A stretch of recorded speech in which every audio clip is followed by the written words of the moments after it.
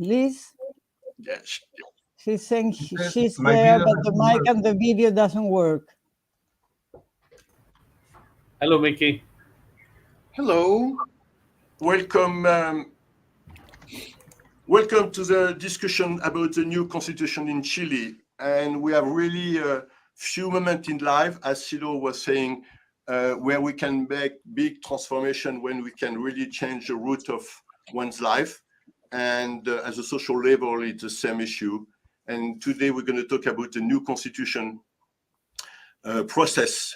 And I'm with a humanist friend from Chile, and who have been working in different moments and in different fields to the process of this new constitution. So welcome everyone. Thank you so much for being here today. And we are with Dario, with Micky Hirsch, with Thomas Hirsch, Pia Figueroa, and we have Sudhir from India who is joining us to complete the panel. Thank you so much for all of you. So the idea was to go over a little bit the process of how did Chile end up in this political situation, social situation, with a new government elected just a few months ago after the process of the student protest and so on and so forth. So maybe Dario, can you give us a little bit of sense of that historical process and how the humanists were involved into this dynamic? Okay, David. First, thank for this invitation and to Presenza for being an audience of peace and non-violence with the news that you give us. And excuse myself because I prepare my speech in Spanish. And really, I was very surprised now to talk in English. Okay. But any case, what I want to give as a context is first of all to realize, to meditate the significance of the movement of history. And I want to reflect that that history is not external of human being. History is life, is life inside of each one, and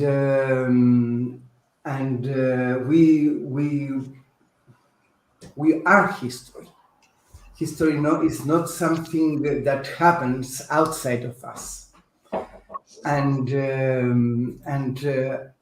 I ask myself if this history has some direction, some sense.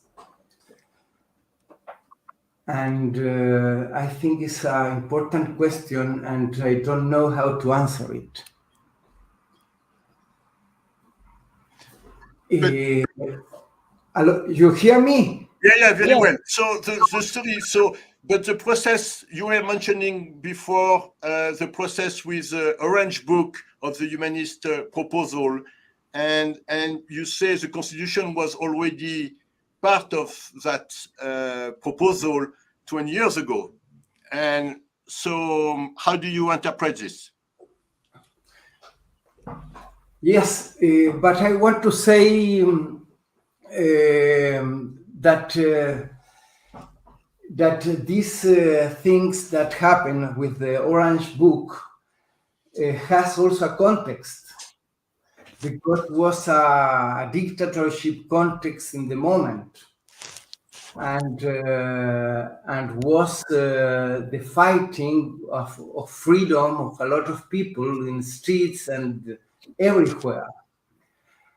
And before a dictatorship was a social movement of changing of changing the relationships and social with the Unidad Popular and Salvador Allende. Then our history process, David. And I think it's important to realize, because Orange Book was an answer that humanist movement give to that particular moment, and was the arriving of humanist party in the world in that moment, and we ask ourselves which are the principal topics that we must change if we want to change the system. But our problem was not only to change the system, we want to change also ourselves, because we feel history and moment like an structural, with conscience, social and historical, and structural that must change simultaneously.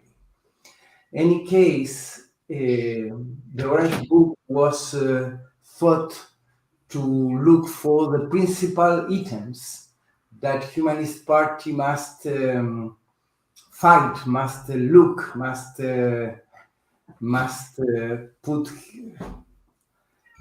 its heart, non-violent heart, in that direction.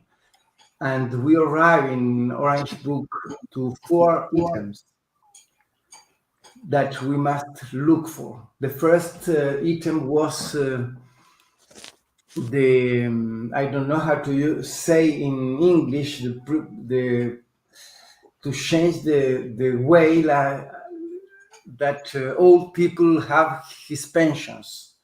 That was a private and lucrative way here in Chile. And with that money, finance the international and national corporations. And it was the first item that we must make consciences that must be changed.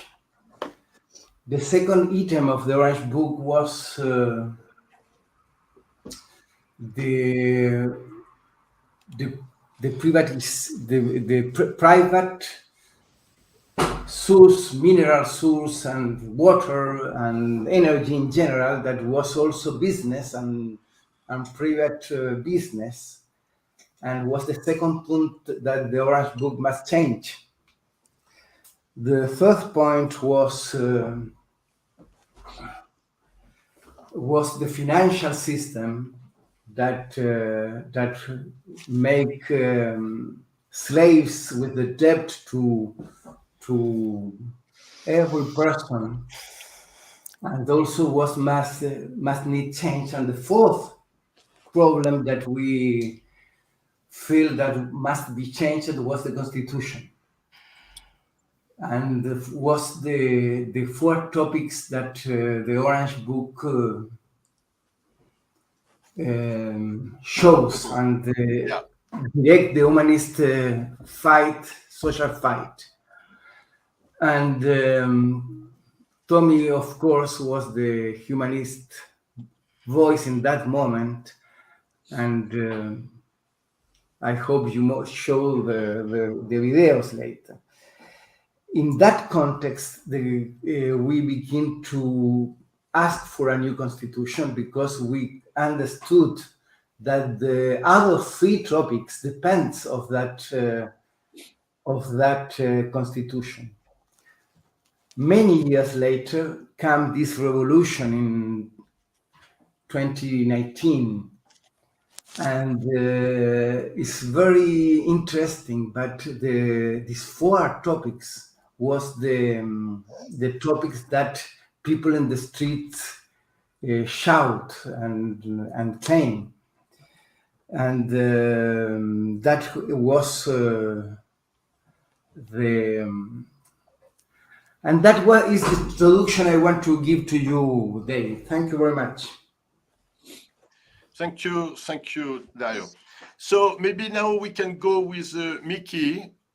who's gonna give us a little bit an overview of what is.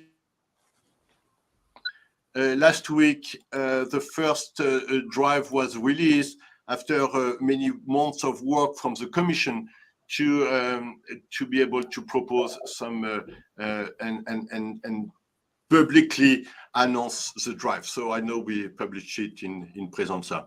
So Micky, do you want to go over a little bit what is the work of the Commission and the drive? Okay, thank you very much, David, and thank you everybody who is listening. What I'm going to speak is a lot more concrete. I'm going to speak about what's been happening with the Constitutional Convention here in Chile, which is really first time in the world in many issues and very revolutionary. The Constitutional Convention has been the most democratic constitutional convention so far in the world. It's formed by 154 constituents selected in popular election from all the territories that configure Chile, from many different professions, including scientists, doctors, lawyers, teachers, but a whole range of activities with full parity gender-wise. Same number of women and men. And this is the first time in constitutional conventions in the world, with 17 special seats for native people. So this group of people found the following challenges: to present the new constitution in the term of only 1 year. The pandemic, which meant that capacity issues in the places to work the new constitution were key. They couldn't get all the people together in same rooms. So it was very difficult to work. Plus an extremely low budget assigned by the president at that time, President Piñera. The whole budget for the constitution, to build the new constitution, was equivalent to 12% of the budget of the Chamber of Deputies in the Chilean Congress. Just $10 million for the whole thing. 7 thematic commissions were formed: political system, constitutional principles, form of state, fundamental rights, environmental issues, system of justice, and knowledge systems. Last Monday, May 16th, the draft of the new constitution was finished, and the last stage was started, where 3 new commissions should work out the final new constitution. 33 constituents form the new commission of transitory rules that have to see how everything will be applied and when.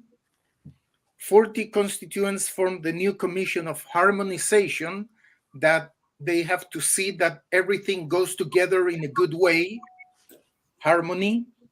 And there's a new commission called preamble that has to make the beginning of the constitution. The rest of the people will move around Chile to explain the new constitution to the people. I made a small resume of the most important points. Of course, it's my point of view, so other people may disagree with what I decided that were the most important points. But here they go. The new constitution takes us from actual subsidiary state to a social and democratic state of rights, which means that if approved the constitution in September, from now on, the Chilean state is the main responsible to warrant a full list of human and social rights, such as health, education, housing, right to strike, human rights in general, and many others. Regional state. It gives a lot more power to the regions and to the cities, which means that regions and cities will have more autonomy. The old Senate, which was known for blocking continuously developments in its controlling function, will be replaced by a chamber of regions strongly oriented to reinforce the power of regions against the actual extremely centralized power. It is indeed a second chamber in Congress, but with a very different function as the actual Senate. Native people. Chile is established as a multinational state, intercultural and ecological. Native people are recognized as nations with their own cultural, historic systems, and their own worldviews. These are now, under the new constitution, equal in values, equal in opportunities, and equal in the possibilities of participating in the instances of power. It is recognized the right of the native people to land, territories, and resources. It is recognized that native people have been historically dispossessed, and it is proposed that the preferential way of solving this historical debt should be land restitution. The new constitution creates the National Water Agency to deal with the water issues, giving first priority for the use of water to human requirements, in second term to the environmental care of the riverbeds. And only after these two priorities are met, water rights may be given for private use, but these private rights are non-negotiable. Justice. It becomes a lot more democratic. Justice has always been a problem in this system, not only in Chile, all over the world, very classist, very differentiated, and this new constitution establishes a new justice way, a lot more democratic.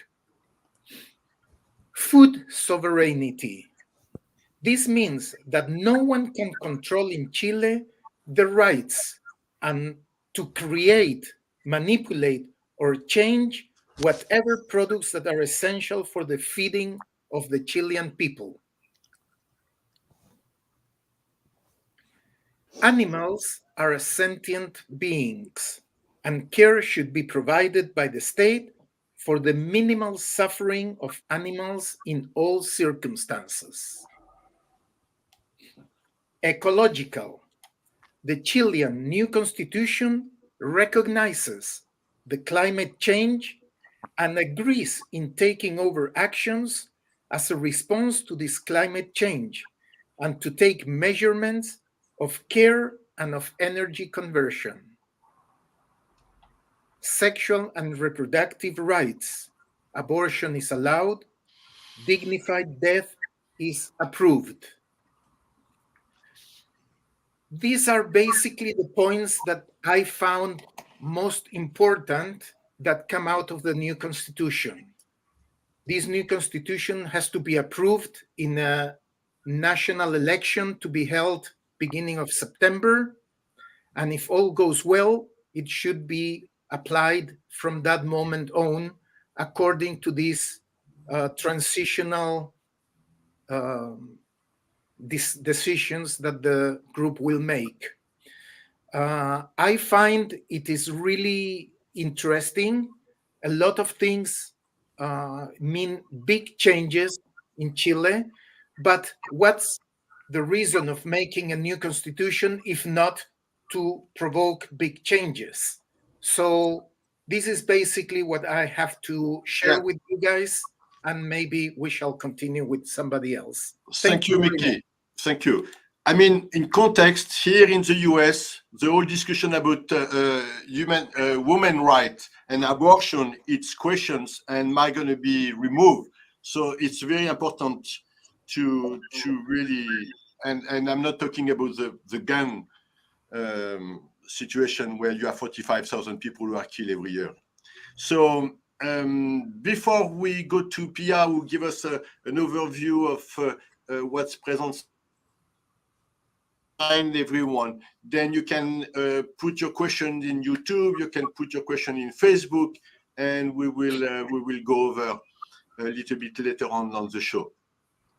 Pia, this is your turn. If you can give us an overview, and I know Presence has done a fantastic job to have a daily column on the new constitution. It has been translated in English, so take it. Okay, thanks, David. Thanks, everybody. Angel, who is in the technical team, and all the people that is helping to do this program. No, hearing Micky and Dario, I would like to start saying that the long time aspirations of the Chilean people have been gathered in this new text of the Constitution, as well as many of the points of the Orange Book that the Humanist Party produced in decades ago. So this is a long intentional process that collects in this new text long-time aspirations. And as history is, as very well Dario mentioned, is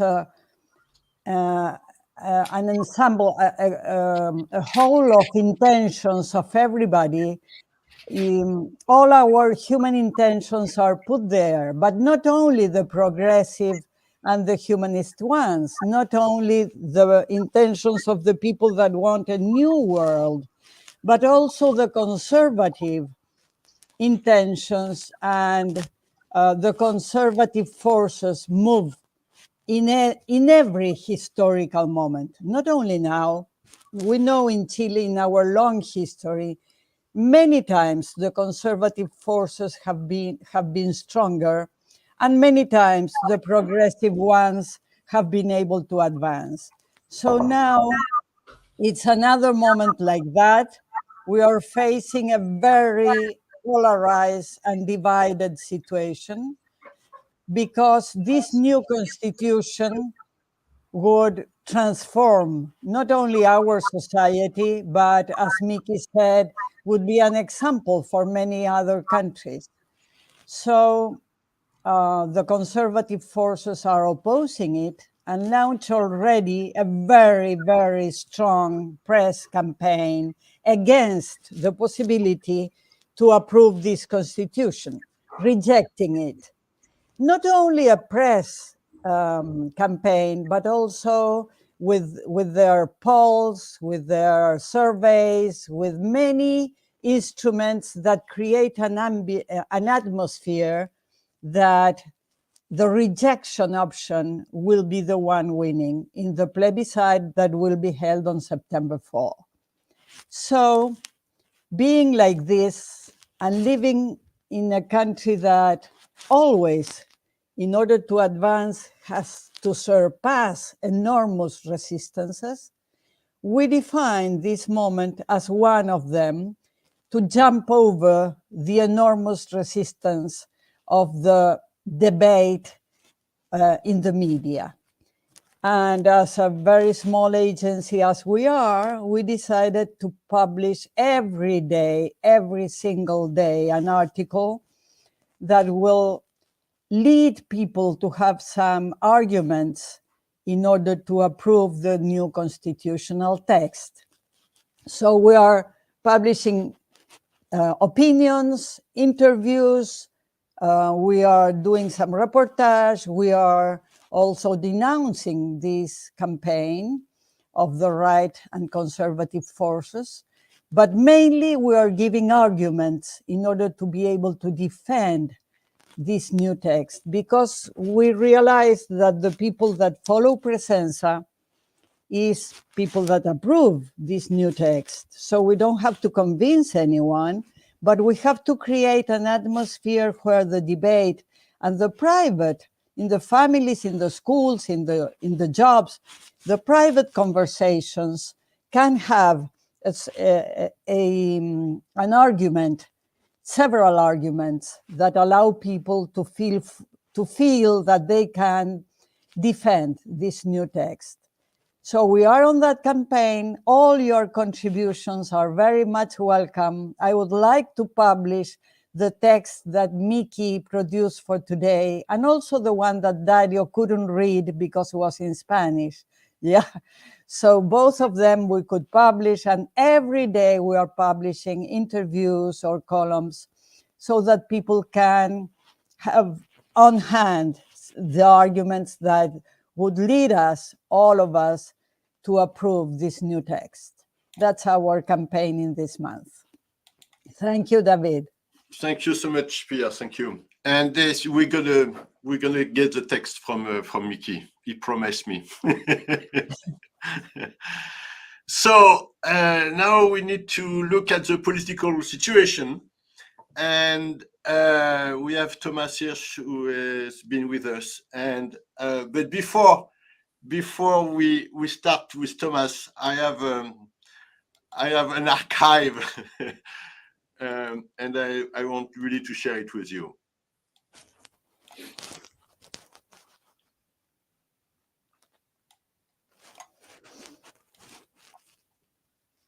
Yo declaro que esta constitución política de 1980 es ilegal, está viciada y es nula. No sirve. So this is, I love it. It's really so good. This is, I have another one. But so in brief, Thomas, 20 years ago, took the constitution and he said, then this constitution is absolutely useless and we cannot do anything, and he put it into the trash. Thomas, I think we got the point, and I think you are much more in favor of the new constitution who are coming into life. Yeah. Before that, David, thank you very much. I think Liz is not there, no? So No, your friend is not there for technical reason. Don't worry, I made a trick, so I just wrote some ideas and I translated. Google is very good for that. So okay. I have some ideas here in English. So wait a minute. No problem. I can show the other video if you want. If you want, yes, why not? It's very nice to see those old images. Because they were so good. Let me. You have it there? I should. All right. Estaba brillante nomás, pero aparte de eso la misma. La hace más grande porque tenemos un presidente un poco soberbio y pretencioso, pero en realidad es exactamente igual de antidemocrático. La vieja constitución y la nueva constitución, que no es nueva, insisto, acá está una gran mentira que me parece fundamental que el pueblo conozca. Es la misma constitución con algunas modificaciones, no es una nueva constitución. Por eso que nosotros, hasta que en Chile no hay una constitución verdaderamente democrática, la votamos a la basura.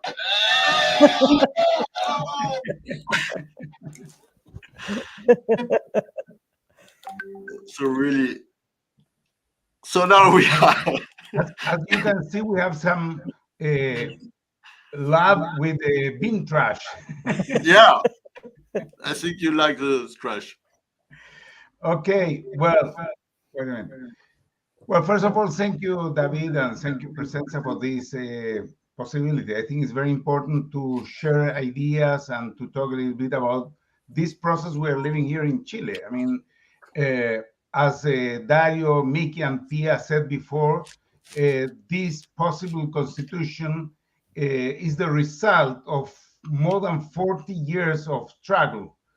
We were imprisoned under the Pinochet dictatorship because we were fighting for a new constitution. We threw, as you just saw in the images, we threw Pinochet's constitution in the trash. For years, we fought for a new constitution, but no one, or to say the truth, very few moved for the same idea, because it's not so easy to move millions of people for a new constitution. It's something very abstract, if you can say. But then in 2019, millions of people were mobilized in the outbreak of that year. Not for a constitution, but the synthesis of that mobilization was the struggle and the definition that Chile was going to walk for a new constitution. What is at stake now is a lot, but it can be basically synthesized as the need to build a constitution of social rights. Micky summed that very well, the different items or issues, but mainly is how to go from a constitution where the state is almost absent and there are very few rights, social rights for the people, to a constitution of social rights. But it's not only that. It's not only that this constitution is going to replace the one of the dictatorship, but also is going to be, as far as I know, the first constitution of the 21st century in the world. And as Micky explained, is the first one created or written in parity by women and men, with the participation of the indigenous people. And that's something absolutely new, and written by 155 people that are not politicians, but were elected by the people to write the proposal of the new constitution. In fact, in a plebiscite that was held 1 year ago, more or less, 80% of the people said, no, we don't want the politicians to write the new constitution. We want just normal people to think and to write this new constitution. The themes in this constitution are the themes of the 21st century: nature, environment, native peoples, diversity, regionalism, integration. I mean, are issues that were not in the old constitutions, not only the one we had in Chile, but in general. Those are the new themes that must be part of a constitution to face the 21st century. But of course, it's not an easy process. We are facing very strong expectations, expectativas.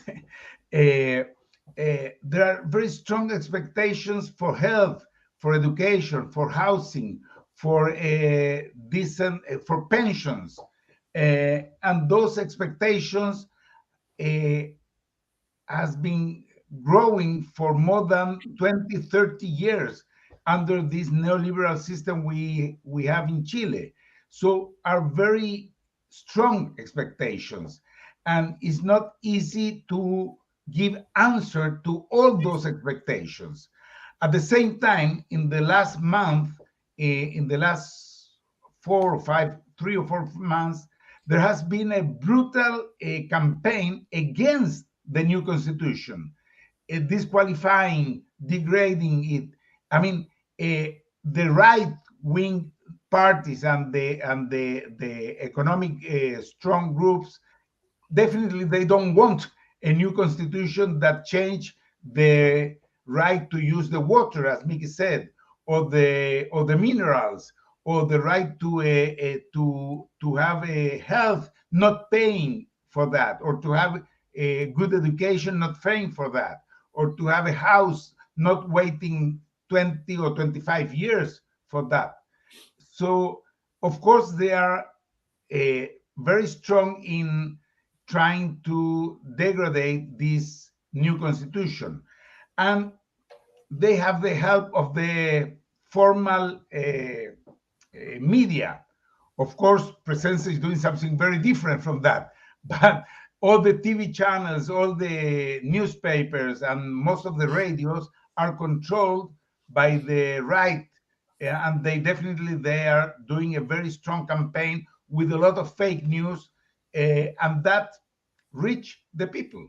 And now we are not in the same scenario that we were at the first plebiscite, where 80% of the people said we do want a new constitution. Now we don't know yet, but we face the risk of losing in the plebiscite of the 4th of September. I hope no. Of course, I hope no, and we are doing all our effort to have to win with the approval of the new constitution. But we don't know, and because of that, we need to work very hard to try to have a very good result. The problem that we have to understand is that at the same time that we had 80% of the people in Chile voting in favor of a new constitution, at the same time we had elections, general elections. We elected a new president from the left, from our coalition, but at the same time, at the parliament, we are a minority. And this is going to be a very complicated situation in the future, because even if we win, if the approval wins, and that's what I think and what I hope and what we are working for, even if the approval wins, the time that it will take to put in practice the new constitution is going to be very long, and we're going to face a very strong fight at the Congress to transform the new constitution in laws. As you may know, it's not enough to have a good constitution. You can have a beautiful constitution that says that you have all the rights of the world, but if you don't translate that into laws that can concrete those ideas of the constitution, that's death words. I mean, it's nothing. So that's going to be a very long process and very strong process and a big fight. And the right is going to try to keep everything as it is now, because it's very good for them, of course, for a minority. And that will mean that we will need the mobilization of the people. In my point of view, it's not enough to have a good new constitution. It's not enough to have 155 people writing this constitution. It's not enough to have a plebiscite to vote, but we need to go on with the non-violent mobilization as we did in the past. For me, that's the most important issue, to keep going with the mobilization, to keep going with the organization of the people in the neighborhoods, in everywhere, to talk, to discuss, to put pressure in order that this new constitution that we hope we will have since 4th of September, it's going to be a real change in the real life, in the daily life of the people. That's the main issue we are going to face in the future. And in that sense, I consider that an international campaign, it's very, very important. I think that you can help us a lot. It's not something that we have to do only here in Chile, but I think that if in Chile, a sort of place where neoliberalism was born, if in Chile we can change that, that is very important, not only for Chile, not only for Latin America, but I think it's very important for the world as a whole. So you have the word now, and I hope we can work together for the approval in September. Thank you, Thomas. So now you have to send us your text. No, I don't have any text, so I'm sorry, you have it. So no, but it's and that's why we invited Sudhir today, because he's very in fire with in support of the new constitution, and we really wanted to do an international campaign. So, Sudhir, we want to get your take. Thank you, Presenza. Thank you, friends, for having me on this very important panel. This came as a very happy surprise to me at the last moment. Thank you very much. I have been looking at Chilean developments as a humanist since the 80s. And in short, I feel that Chile, though a very small country in one corner of the world, has become very, very important for the whole world, and especially for the people who are building a new world, a world of non-violence and no discrimination. Why?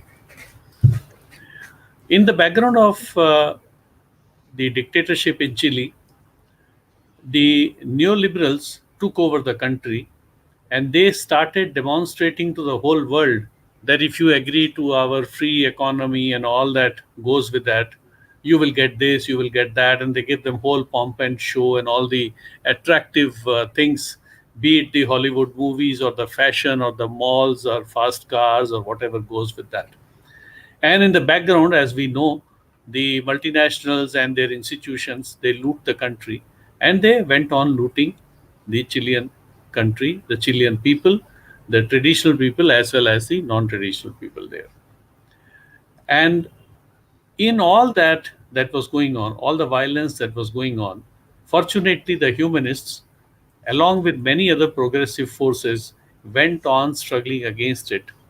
And their efforts of few decades have reached a point where millions of people took to the street multiple times, showed their power, and brought the country to a stage where last year they voted that they want a new constitution. This is something unprecedented. It has never happened that people voting like this and then people writing the constitution.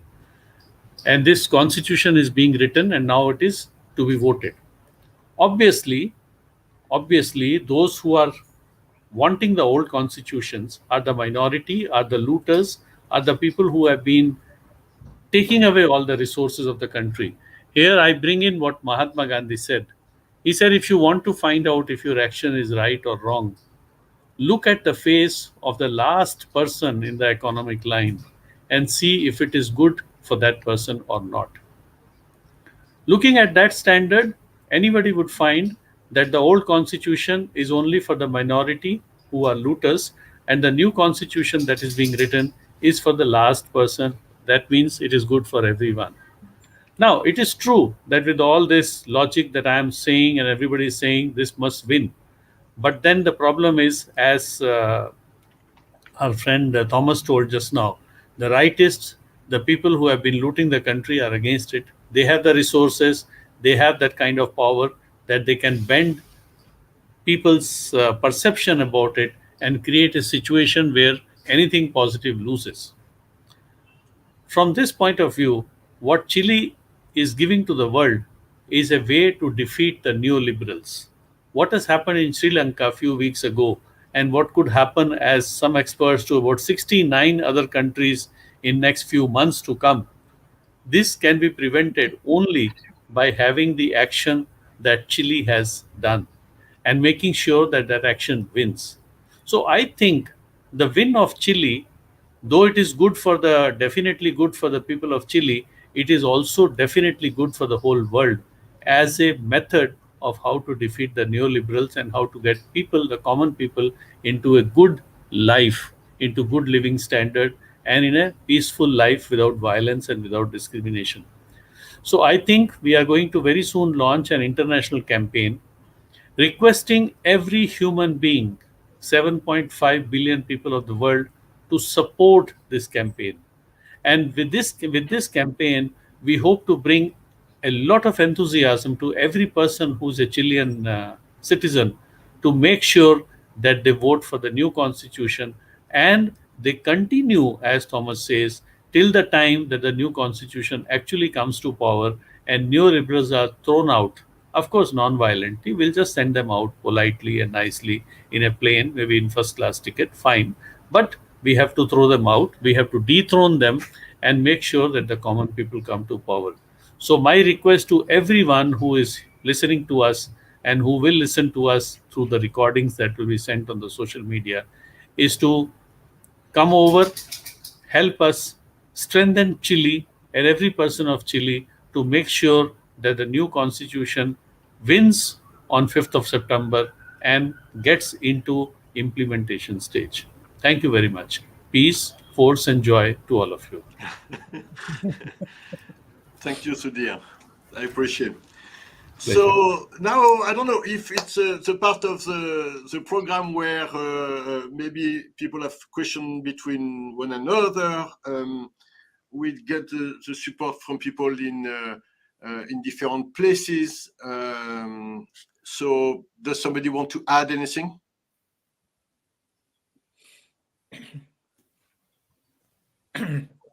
Yes, I would like to thank Sudhir. I do feel that now we are fighting for the last stage. It is a very important stage to win the approval in the September election. In reality, we don't want only to win it, but to win it by a large margin, because that would make a strong difference. If approval wins by 51 or 52% approval, the Congress, as Tommy says, will have serious problems. If the approval wins by 60 or 70%, then that will be a very strong push to Congress to tell them we need these laws as fast as possible to be applied. So it does make a difference what the end result is. So any campaign, any help from wherever in the world will be most appreciated. Thank you.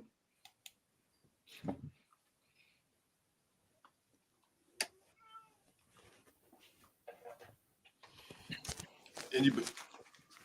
So we will work on see how this this campaign could be formed, could be shaped, and we will develop something, because the process in Chile, as Sudhir mentioned, is not just important for Chile, but it will have repercussion and create a model for other places to do the same.